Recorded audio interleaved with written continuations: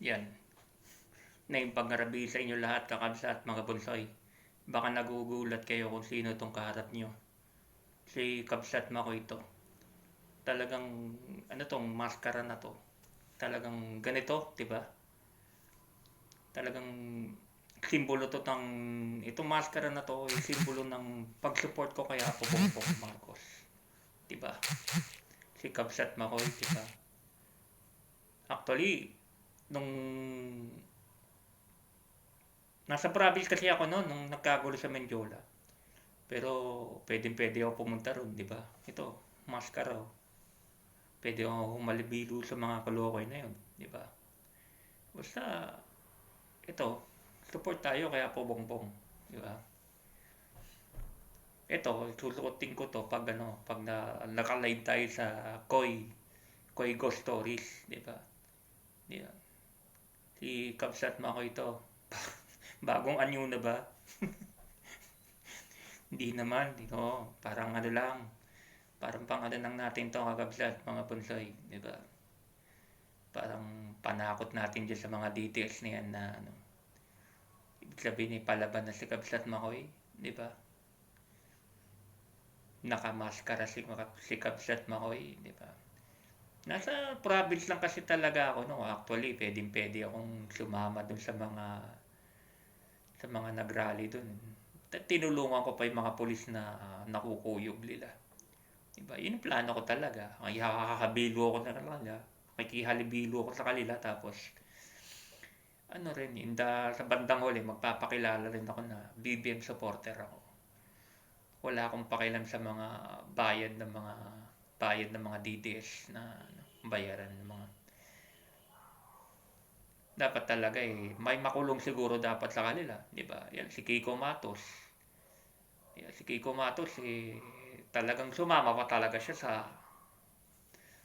talaga diyan sa ano, di ba? Diyan sa marcha sa Menjola.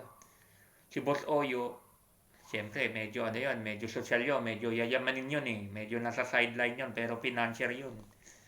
Isa sa mga nag-joke 'yon, saka isa sa mga nagbigay 'yon. Boss Oyo, di ba? Yan. Sila Atty. Topacio, sila Eric Celis, di ba? Ito pang inaantay ng gobyerno, di ba? Kung ako ng gobyerno, pagdadamputin ko mga yan. I-disperse ko kaagad yung mga nandyan naman sila sa liwasang Bonifacio. Andyan naman sila sa liwasang Bonifacio. May inaantay daw sila. Mas marami daw lulusob sa Malacanang. O, di ba? Sa kanila na mismo nang galing, di ba? Kasamahan nila yung mga lumusob sa Malacanang. Mga bayad yon, di ba? Kumbaga, mga advance party yon. Advance party yon, yung mga lumusob ng mga kabataan na yon. Dapat nga kasuhan tong mga punyetang to, di ba?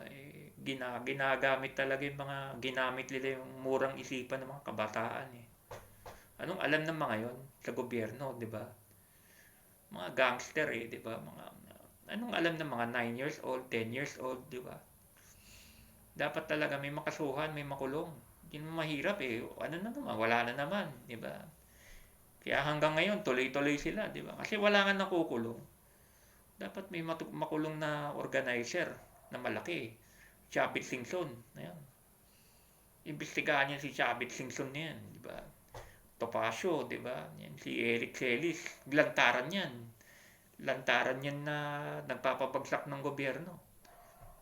Sedition ng ginagawa ng mga animal na yan, di ba? Yun, nanunog ng truck. Nanunog ng agaw ng motor pala ng pulis talaga yung isa ron. Sinunog nila. Inagaw, tapos sinunog. Tapos isang pulis kawawa, di ba? Talagang kinuyog. 4 against 1, puta. Naagaw nila yung shield ng pulis. Pinakpok, ginaganong-ganon sa kanya. Kaya hanggang ngayon yata, nasa hospital yung pulis niya.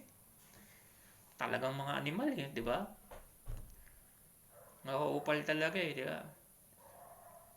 Bayaan nyo na sila. Basta tayo nakasupport lang kay Apo Bongbong. Diba? Bakit naman tayo susuporta sa pinaglalaban nila? Wala na yan. Na-ICC na yung tanda. Si tanda, wala na yan. Hindi na makakabalik dito yan. Kaya hanggang ganyan na lang yung mga yan. Okay? Bye-bye, kakabsat, mga bunsoy. Ingat kayo lagi. Kabsat Makoy here. Bye-bye. BBM.